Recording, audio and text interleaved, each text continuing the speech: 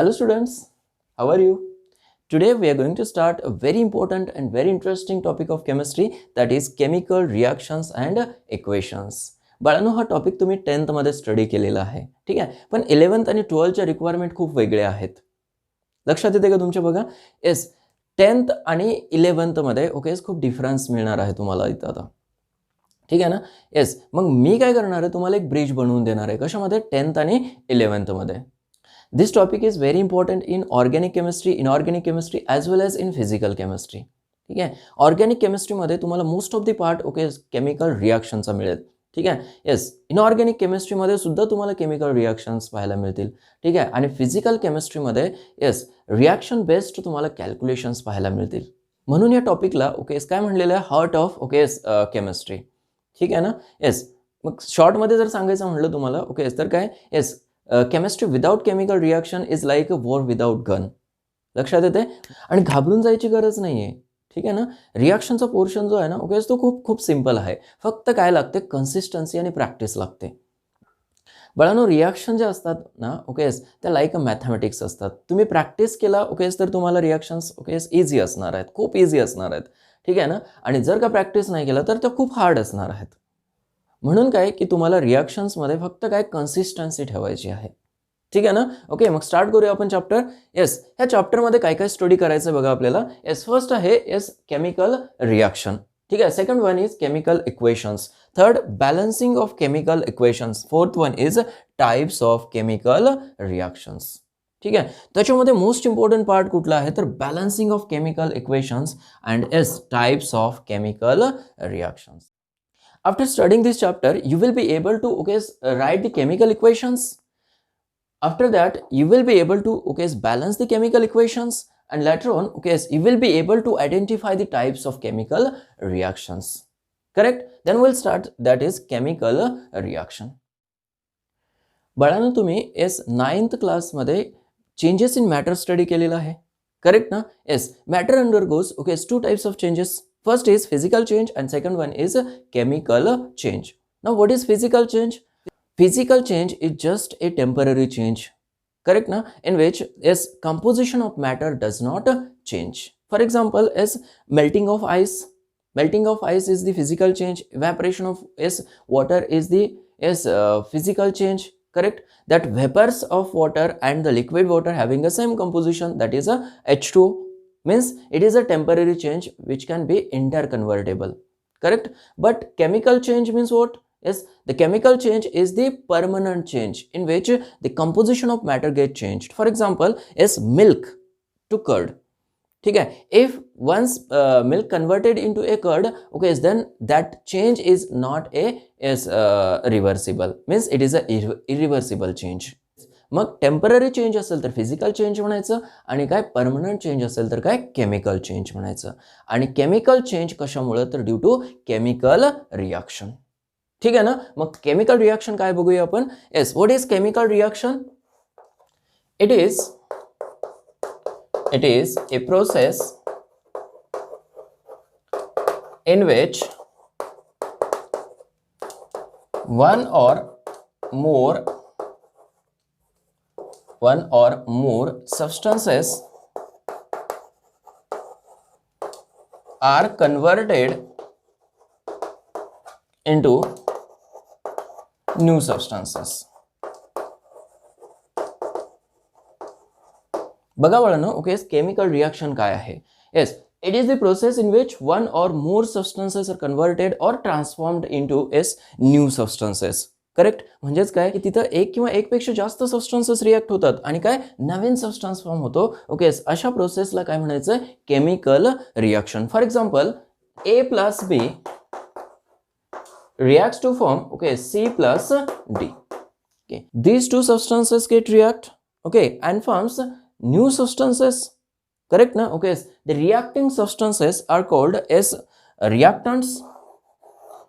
These substances are called as reactants, and these two substances are called as products.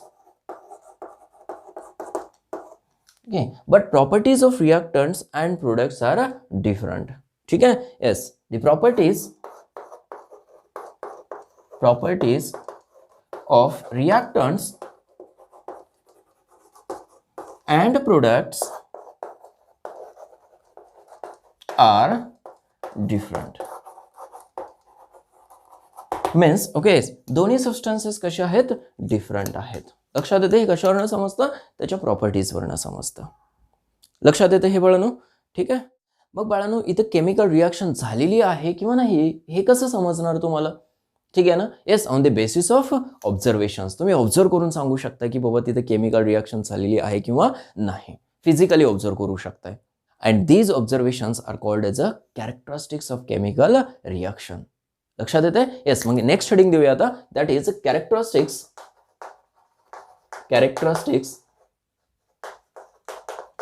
Of chemical reaction. Characteristics of chemical reactions. त्याच्यामध्ये first characteristic आहे yes evolution of gas. ठीक आहे ना. एखाद्या system मधून जर gas evolve होत असेल ओके तर काय म्हणू शकता तुम्ही yes there is a chemical reaction. म्हणजेच कसं ओळखणार तुम्ही बबल्स येतात. लक्षात येते ना. त्या बबल्सवरून ओळखू शकता की काय तिथं केमिकल रिॲक्शन होते. समजते हे. Yes for example suppose a test tube contains HCl solution. ठीक आहे. या टेस्ट ट्यूब मध्ये काय आहे HCl solution. If you deep a zinc plate into it ठीक आहे. येस त्याच्यामध्ये काय करायचं झिंक प्लेट ठेवायची तुम्हाला okay. Then the bubbles get appear on the yes surface of zinc plate. ठीक आहे ना. ह्या झिंक प्लेट वरती तुम्हाला काय बबल्स दिसतील. ठीक आहे. आणि हे बबल्स काय होतील स्लोली स्केप आउट होतील in the form of H2 gas. लक्षात येते. झिंक आणि HCl ची रिॲक्शन काय होते तुम्हाला नोन आहे. ठीक आहे. झिंक प्लेट आहे. Zinc plus HCl okay reacts to form yes ZnCl2 and H2 gas. मग हे बबल्स कोणाचे असतात तर काय H2 गॅसचे असतात. मग ह्या बबल्स वरनं तुम्हाला समजतं की तिथं रिॲक्शन होते किंवा नाही. लक्षात येते. येस डेफिनेटली तिथं काय आहे केमिकल रिॲक्शन आहे. हे एक ऑब्झर्वेशन झालं. ठीक आहे ना. त्याच ऑब्झर्वेशनला काय म्हणले आपण कॅरेक्टरिस्टिक म्हणलेलं आहे. लक्षात येते. दुसरं ऑब्झर्वेशन बघूया आता. Yes second observation is formation of precipitate.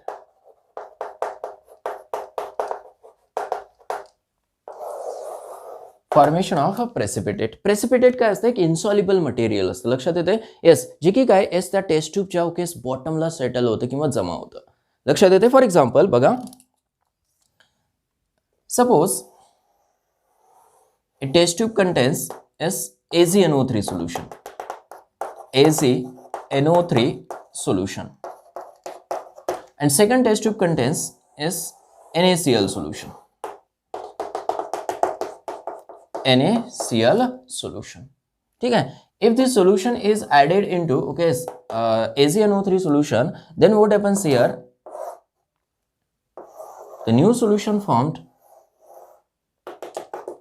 is NaNO3 ठीक है. And the whatever precipitate is AgCl.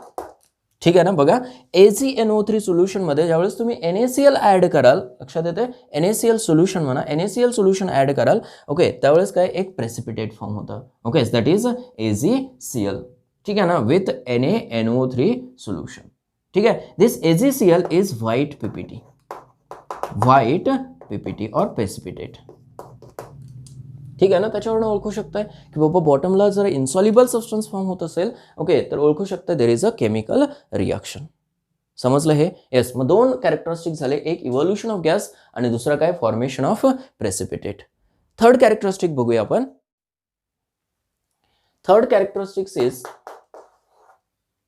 Change in colour. Change in colour. ठीक आहे. येस एखाद्या येस प्रोसेसमध्ये जर कलर चेंज होत असेल तर definitely it is a chemical reaction. ठीक आहे ना. येस ते कलर चेंज बघूया आपण. Suppose a test tube contains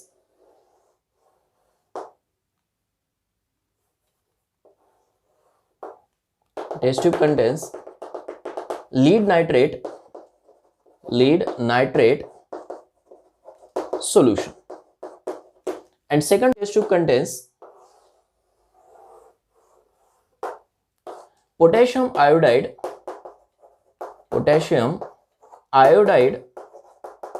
solution. If this solution is added into lead nitrate solution, then the new test tube contains two types of compounds. Yes, first is S potassium nitrate,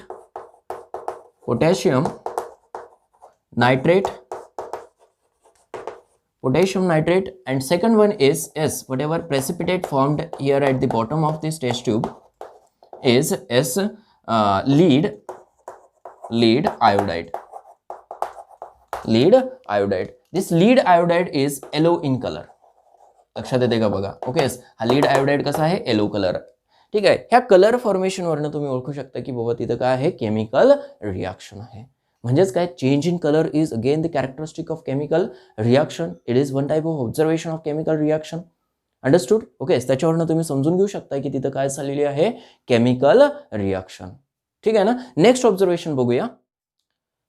yes, the next observation is change in temperature or change in energy म्हणा. Change in energy. ठीक आहे ना, दोन्ही consider करू शकता तुम्ही. ठीक आहे, change in energy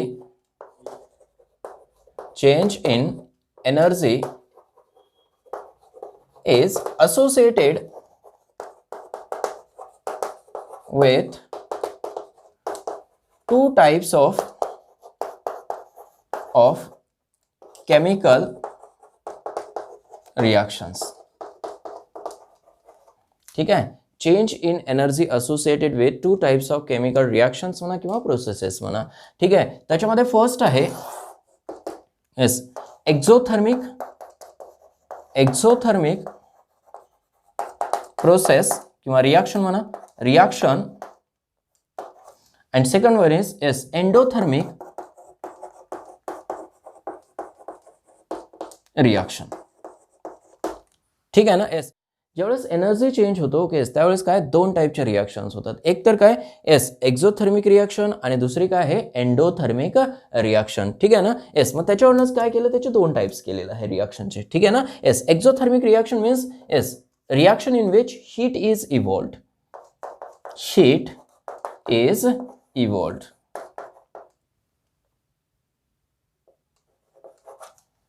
And endothermic reaction means yes, heat is absorbed.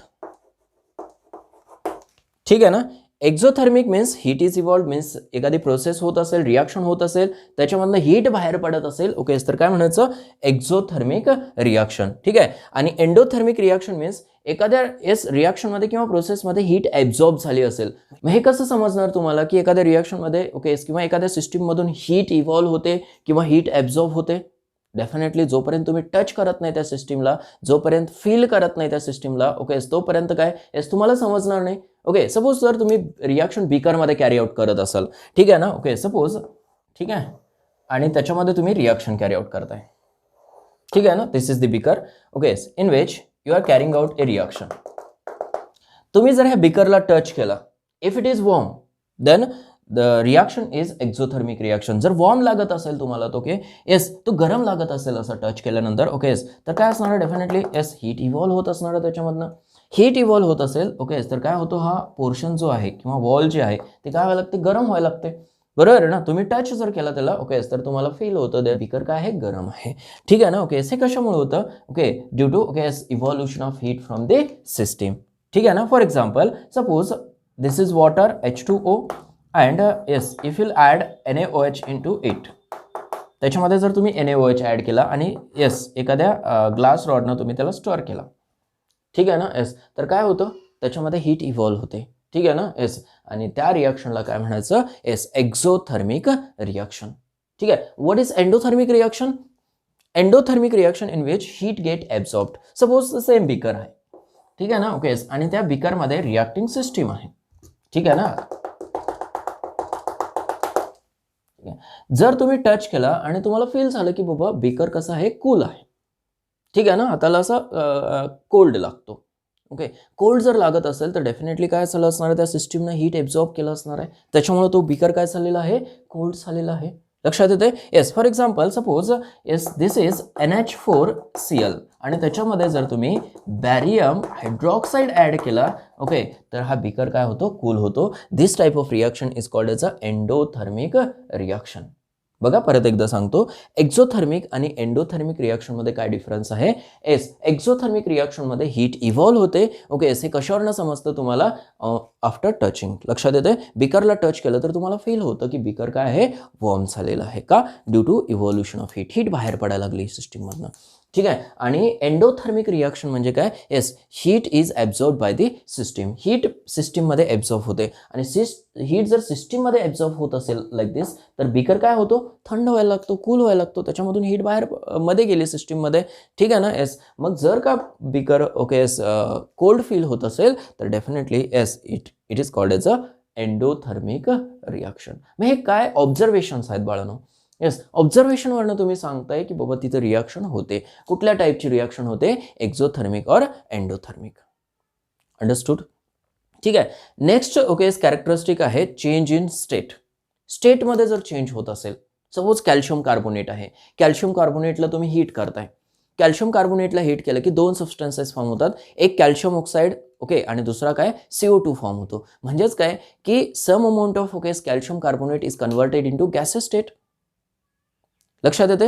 Yes, मग सॉलिड रिॲक्टंटचं ओके लिक्विडमध्ये किंवा गॅसेसमध्ये कन्व्हर्जन होत असेल, गॅसेस रिॲक्टंटचं लिक्विड किंवा सॉलिडमध्ये कन्व्हर्जन होत असेल, म्हणजे काय झालं, तिथं स्टेट चेंज झाली. ठीक आहे. म्हणजे सॉलिडचं लिक्विडमध्ये होत असेल तर स्टेट चेंज झाली, लिक्विडचं गॅसेसमध्ये होत असेल तर स्टेट चेंज झाली. मग ह्या चेंज इन स्टेटवरनं सुद्धा सांगू शकताय की बाबा तिथं केमिकल रिॲक्शन झाली.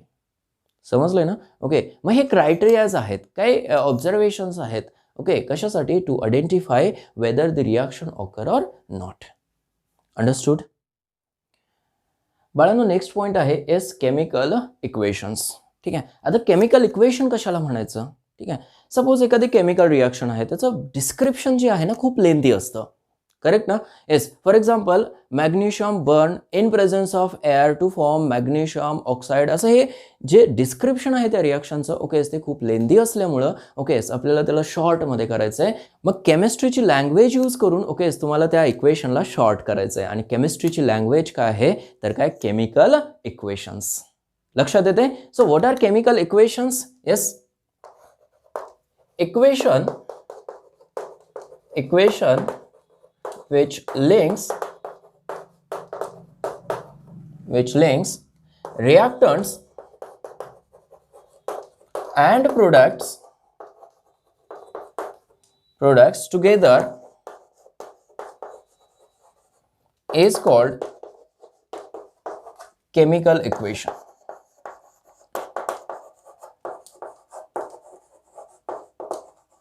ठीक आहे ना. ओके, जे इक्वेशन इज प्रोडक्ट आणि रिॲक्टंटला ओके एकत्र ओके बाइंड करतं किंवा एकत्र लिंक करून ठेवतं ओके त्या इक्वेशनला काय म्हणायचं, केमिकल इक्वेशन. करेक्ट ना. येस, आता केमिकल इक्वेशन जे आहे ओके दोन वेनं लिहिता येतं. Yes, first is as word equation and second one is symbol equation.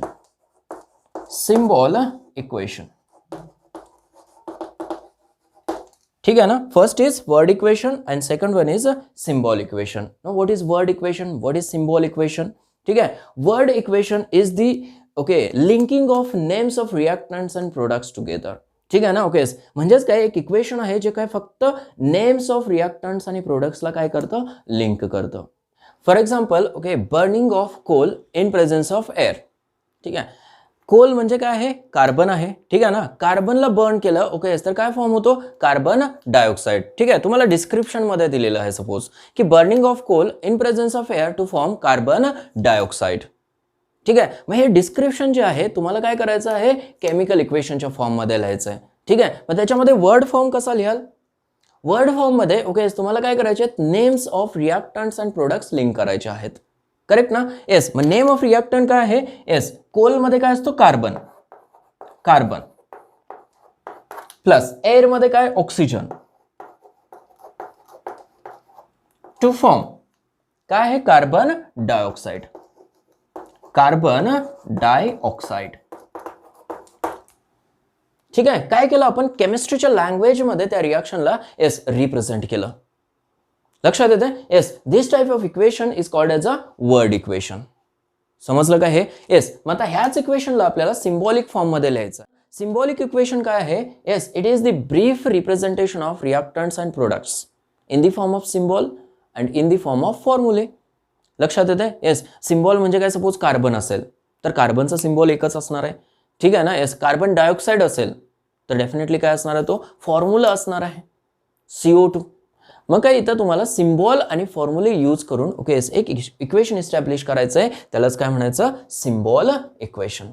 Correct ना. येस. मग कार्बनसाठी सिम्बॉल काय आहे, येस C प्लस ऑक्सिजनसाठी काय आहे, O2, कार्बन ऑक्सिजन. ठीक आहे ना. येस. दोन्हीला सेपरेट करण्यासाठी काय यूज करायचं आहे, प्लस साइन यूज करायचं आहे. लक्षात येते. आणि रिॲक्शनची डायरेक्शन दाखवण्यासाठी ओके काय यूज करतात, arrow. To form yes carbon डायऑक्साइडचा साठी सिम्बॉल काय आहे किंवा फॉर्म्युला काय आहे, yes CO2. This is called as a symbol equation. This one is called as a word equation. ठीक आहे ना. वर्ड इक्वेशन मध्ये आपण काय लिहिलं, names of reactants and products, आणि सिम्बॉल इक्वेशन मध्ये सिम्बॉल्स आणि फॉर्म्युले लिहिलं. समजलं का हे. सपोज तुम्हाला एक जनरल क्वेश्चन विचारलं.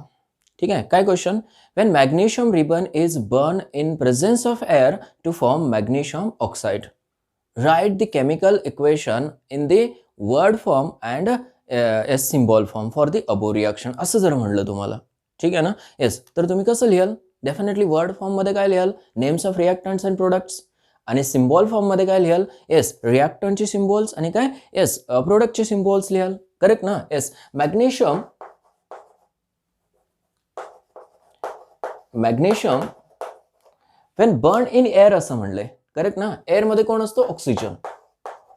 Magnesium reacts with oxygen, yes which forms काय लिहाल, magnesium oxide, magnesium oxide. This is the okay word form. Correct किंवा word equation. Next is as symbolic equation. Symbol मध्ये काय लिहाल, मॅग्नेशियम रिॲक्ट्स विथ ऑक्सिजन. ह्या दोन्हीचे symbols आले पाहिजेत तुम्हाला. करेक्ट ना. Yes which forms magnesium oxide. Correct ना. रिॲक्शन बॅलन्स्ड नाहीत. ठीक आहे ना. बॅलन्सिंग आपल्याला पुढे स्टडी करायचं आहे. ठीक आहे. Magnesium reacts with oxygen to form magnesium oxide. हे झालं ओके सिम्बॉलिक फॉर्म किंवा सिम्बॉलिक इक्वेशन. लक्षात येते. दुसरा क्वेश्चन असा विचारला सपोज तुम्हाला, yes when zinc plate is dipped into a hydrochloric acid solution okay which forms zinc chloride and hydrogen gas is evolved असं म्हणलं. ठीक आहे ना. ओके. तर त्याला तुम्ही वर्ड फॉर्म मध्ये आणि सिम्बॉल फॉर्म मध्ये कसं लिहाल. ठीक आहे ना. Definitely okay first of all zinc घ्याल, झिंक. ठीक आहे ना. वर्ड फॉर्म मध्ये आहे zinc plus hydrochloric acid, hydrochloric acid which gives yes काय लिहाल पुढं, झिंक क्लोराइड, झिंक क्लोराइड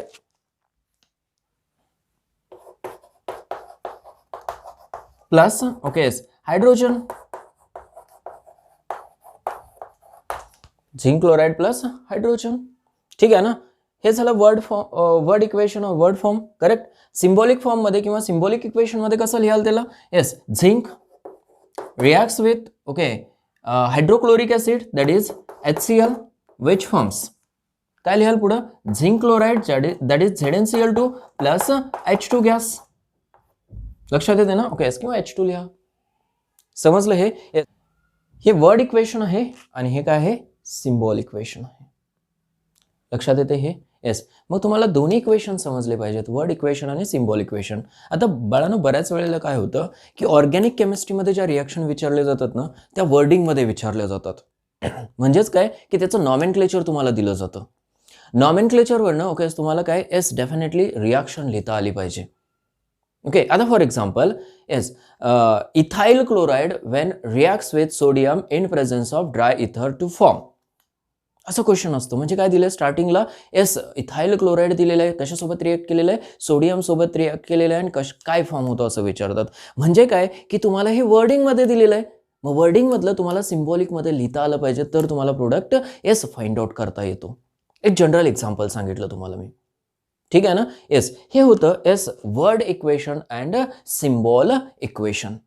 ठीक आहे. आता हे जे काही इक्वेशन आपण लिहिलं ना बाळांनो इथं एस ते बॅलन्स्ड नाही आहे. ठीक आहे ना. कसं आहे अनबॅलन्स्ड आहे. मग पुढचा पॉइंट जो आहे आपला okay that is a balanced and unbalanced equations. बाळांनो नेक्स्ट पॉइंट आहे as balanced and unbalanced chemical equations. ठीक आहे. दोन इक्वेशन्स ऑब्झर्व करा. For example magnesium when reacts with oxygen as to form magnesium oxide. ठीक आहे. H2O2 किंवा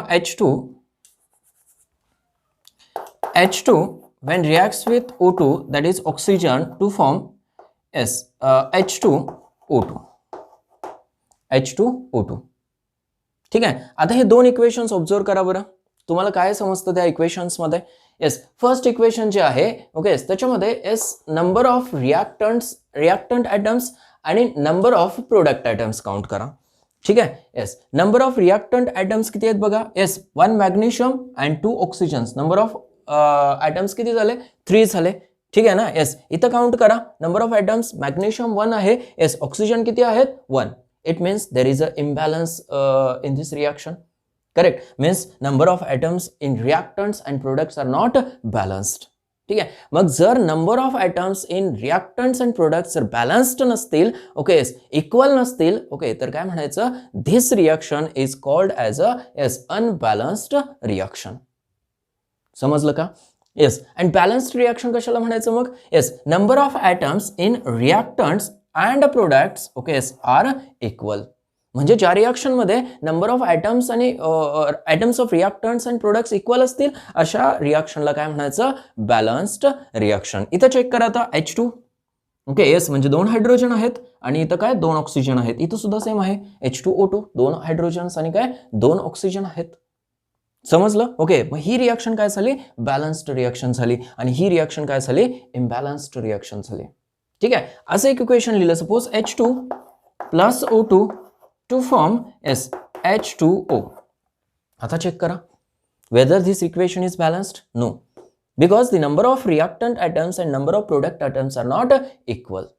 ठीक आहे. मग बॅलन्सिंग आणि अनबॅलन्सिंग साठी ओके कुठला लॉ यूज करतात तर काय लॉ ऑफ कन्झर्वेशन ऑफ मास. तुम्ही 9th क्लासमध्ये स्टडी केले बाळांनो. लॉ ऑफ कन्झर्वेशन ऑफ मास काय सांगतो law. Mass neither be created nor be destroyed during chemical combination. Chemical combination होत असेल एलिमेंट रिॲक्ट होत असतील बरोबर ना रिॲक्टंटचं कन्व्हर्जन प्रोडक्टमध्ये होत असेल तर काय मास काय राहतो कन्झर्वड राहतो. मास काय राहतो प्रिझर्वड राहतो. मास चेंज होत नाही. हे कोण सांगतं yes law of conservation of मास. मग हाच लॉ तुम्हाला कशासाठी यूज करायचा आहे for the balancing of chemical reaction. मग दोन्हीमध्ये मास काय आला पाहिजे इक्वल आला पाहिजे. आलं लक्षात. येस मग magnesium when reacts with oxygen which forms magnesium oxide. mass of magnesium is 24. atomic mass consider करायचं आहे. ठीक आहे ना. येस हे ॲटॉमिक मासेस वगैरे ना तुम्हाला प्रॅक्टिसनं होऊन जातात. ज्यावेळेस तुम्ही रिॲक्शन्स कराल नंबर ऑफ रिॲक्शन्स कराल ते प्रॅक्टिसनं तुमच्या लक्षात येतील की मासेस काय आहेत. जे रिक्वायर्ड मासेस आहेत तुमच्या लक्षात येतील. ठीक आहे ना. Yes don't worry. Yes magnesium काय असतो 24 ग्रॅम पर मोल. प्रत्येक मोलसाठी एका मोलसाठी किती 24 ग्रॅम असतो. ठीक आहे ना. तुम्ही मोल वगैरे थोडंफार स्टडी केलं असणार आहे. ठीक आहे. येस ऑक्सिजन किती असतो 32 ग्रॅम पर मोल. ठीक आहे ना. येस मॅग्नेशियमचा 24 ग्रॅम आहे. येस ऑक्सिजनचा किती आहे 32 ग्रॅम आहे. टोटल किती झालं सांगा बरं. Yes total mass is 56. लक्षात येते का. येस 56 ग्रॅम झाला. मग रिॲक्टंटचा मास 56 ग्रॅम जर असेल तर प्रोडक्टचा मास किती असला पाहिजे बाळांनो. येस डेफिनेटली येस 56 असला पाहिजे. ठीक आहे. मॅग्नेशियम किती आहे 24 प्लस ऑक्सिजन किती आहे. येस एकच ऑक्सिजन आहे इथं. इथं 2 ऑक्सिजन होते म्हणून काय 32 घेतलं आपण. एक ऑक्सिजनचा मास किती असतो 16. ठीक आहे. येस काउंट करा, दोन्हीचे ऍडिशन करा बरं. काय होते? Yes 6 + 4 40 gram. ठीक आहे. दोन्हीचा मास इक्वल आहे का? नाही. It means it does not follow okay yes law of conservation of mass. जर तो law of conservation of mass obey करत नसेल, फॉलो करत नसेल, तर it is not a balanced chemical equation. समजलं हे? ठीक आहे. दुसरं इक्वेशन बघा. Yes H2O2 + O2 which gives yes H2O2. Mass check करा. हायड्रोजन ओके येस किती आहे? एका हायड्रोजनचा एक असतो मास, बरोबर आहे ना, 1 ग्रॅम पर मोल. ठीक आहे ना. येस किती झालं इथं टोटल 2 ग्रॅम पर मोल प्लस 32 किती झालं टोटल? Yes 34 gram. लक्षात आलं का? येस हायड्रोजनचा मास किती असतो? 1 ग्रॅम पर मोल, प्रत्येक मोलसाठी 1 ग्रॅम. ठीक आहे ना. येस मग इथं टोटल किती आहे? 2 हायड्रोजन आयटम्स आहेत. ओके मग दोन्हीचा मिळून किती झाला? येस 2 ग्रॅम झाला. ओके 2 + 32 किती झालं? 34 ग्रॅम. इथं सुद्धा किती आला पाहिजे मग? येस सेम आला पाहिजे. बघूया. येस हायड्रोजन किती? 2 ग्रॅम प्लस ऑक्सिजन किती? Yes 32 gram. येस टोटल किती होईल? Yes 34 gram. Means it obeys yes law of conservation of mass. ठीक आहे ना. Yes means it is a balanced chemical equation. समजलं हे? येस बॅलन्स्ड कशाला म्हणायचं आणि अनबॅलन्स्ड कशाला म्हणायचं? Balanced equations are those equations in which number of reactant items and number of product items are same. समजलं?